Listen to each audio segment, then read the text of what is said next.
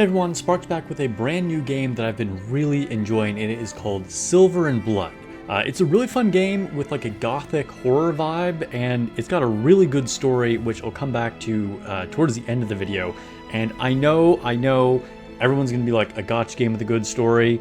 They're all generic. Trust me, this one is a good one. As a Nikke player, I can tell you this one is a good one. But another thing about it is that it's basically Nikke, but with vampires instead of androids. And I don't mean as in like it's just an aesthetic change, but like a lot of the systems, if you like how Nikke works, you're gonna like how this game works. Now, the game has been out for about like I want to say 2 months. It's brand new to me, and as I said, I've really been enjoying it.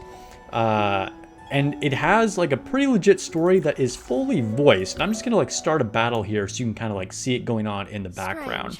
And I'll let it. I won't actually let you hear the voices and whatever. I'll just kind of like let it do its thing in the background, I guess.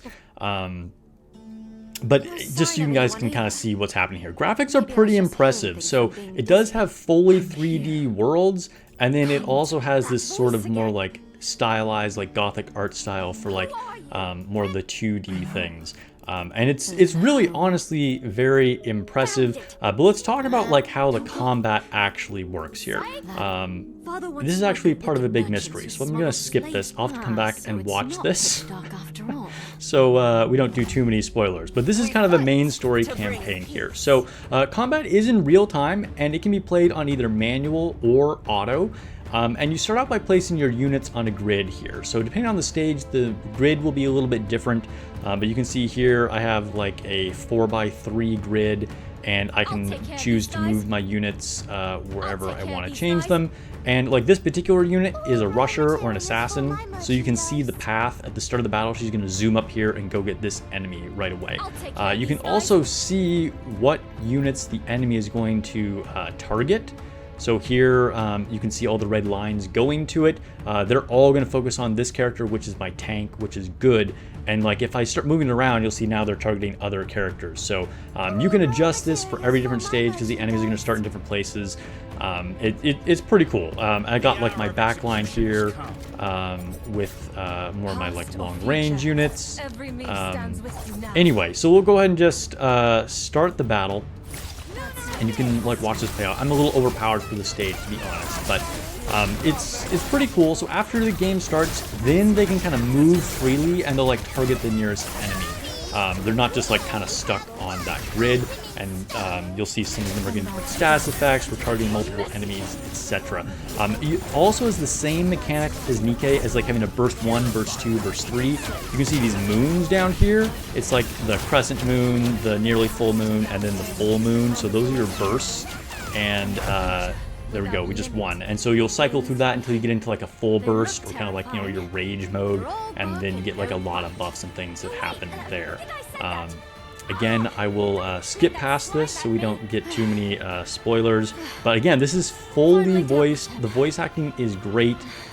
It's honestly really impressive. I was pretty surprised to see it. Oh, hey, look at that. We just leveled up, and we just got, this is the premium currency, is blood droplets. So it's good that we got some of that, and move on to the next stage. But let's go back to the main menu. And the units just look really cool. So this is my personal favorite unit here on the background. Of course, we can change to different ones.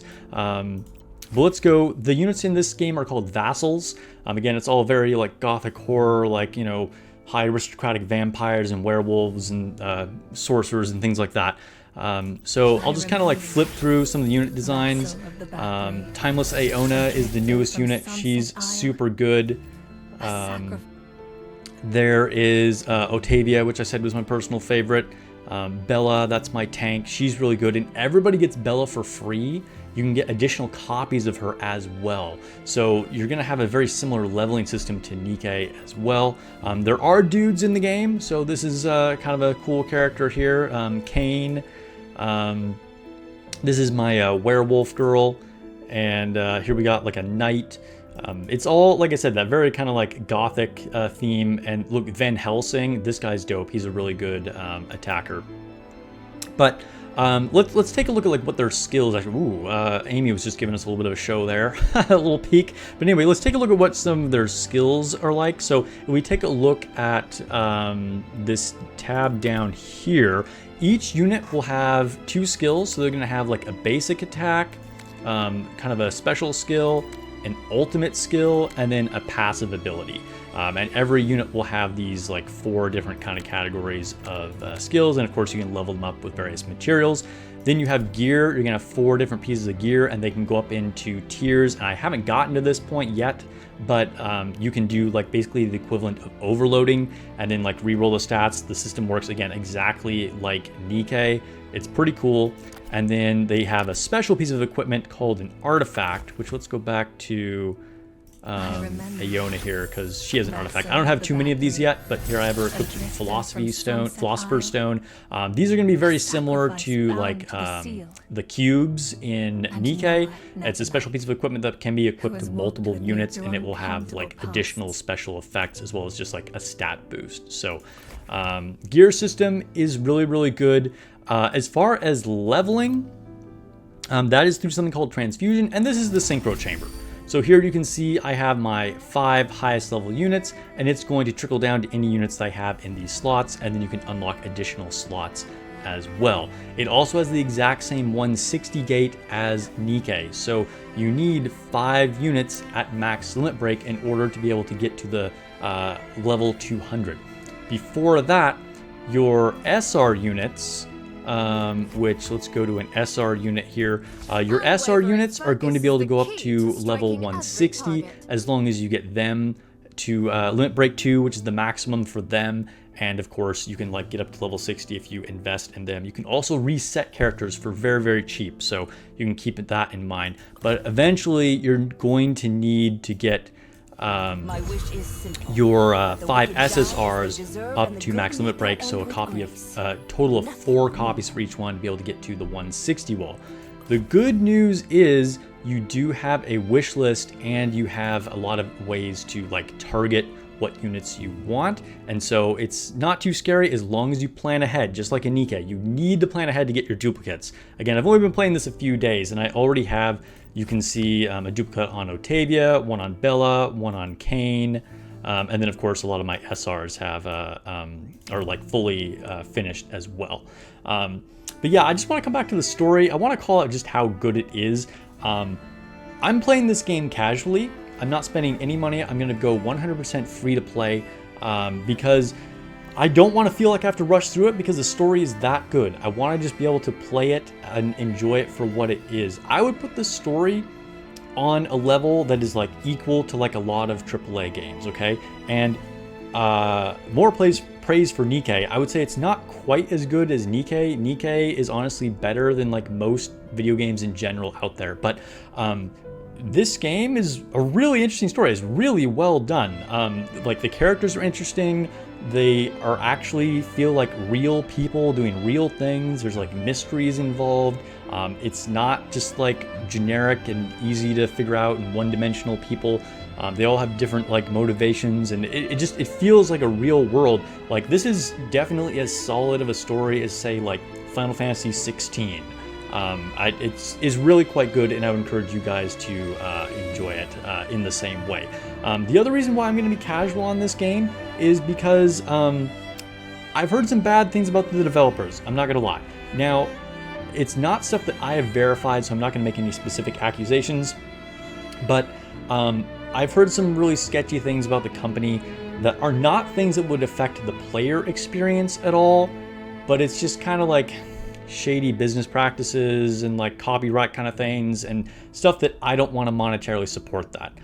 Which is why I'm also on a little bit conflicted on whether I want to actually make content for this game, just because I don't like the things that I've heard about the company. But it's a really fun game and I like it, so I'm gonna play it for free. And if we get some more interest in this, let me know, then I will make content for you guys. I'm gonna make videos because it's just something that I really enjoy. The third reason why I'm going free to play and gonna be a little bit more casual on is because I'm still playing Nikke. Obviously, Nikke's not going anywhere, and I am playing Etheria Restart, which I am playing competitively. So, you know, you gotta limit like your focus and what I'm gonna like spend money on or not. But you can make your own, you know, personal decisions on that. You have all your other game modes here, mostly in the Lost Courtyard. I won't get into these. There's like so much stuff in this game to talk about, of course. But you have like your tower modes and your PvP and some other kind of unique, different modes. Oh, look at that. I can claim some stuff here.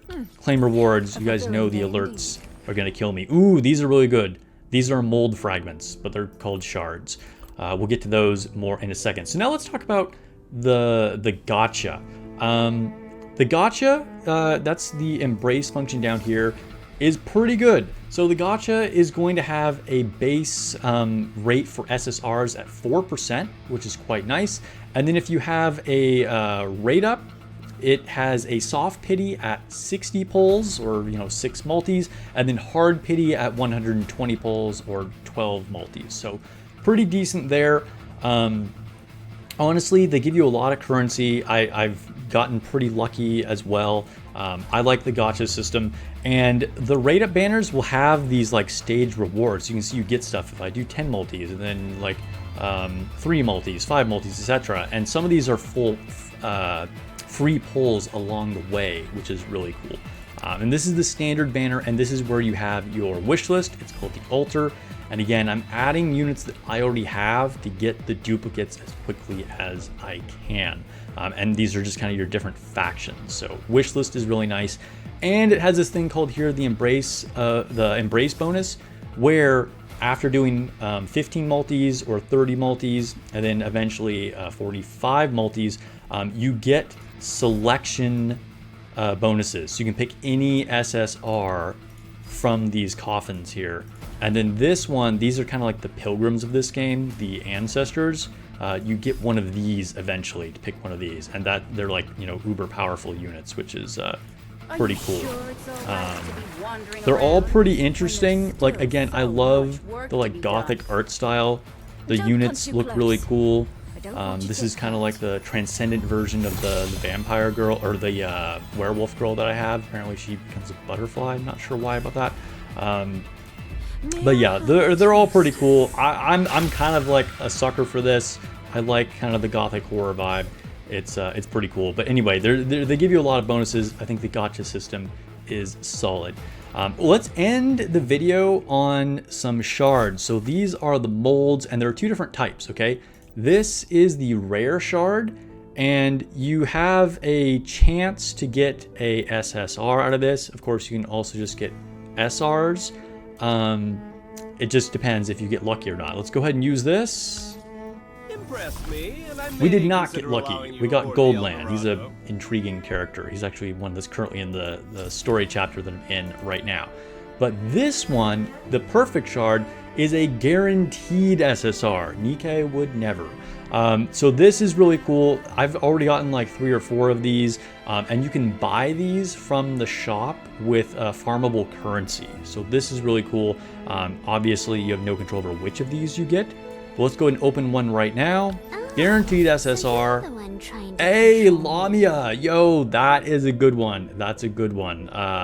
Pretty, legs for days here. Pretty good design too. Anyway, so that is Silver and Blood. I just wanted to share this with you. I think it's a game that a lot of my viewers could probably enjoy, and something that I may make videos on if you guys are interested. I just streamed it as well. And whether I make content on it or not, I'm going to keep playing, again, as a casual free-to-play, but I think it's pretty cool. Story is solid, game mechanics are solid, art is great. Let me know what you think in the comments below, and I'll catch you guys in the next video or stream.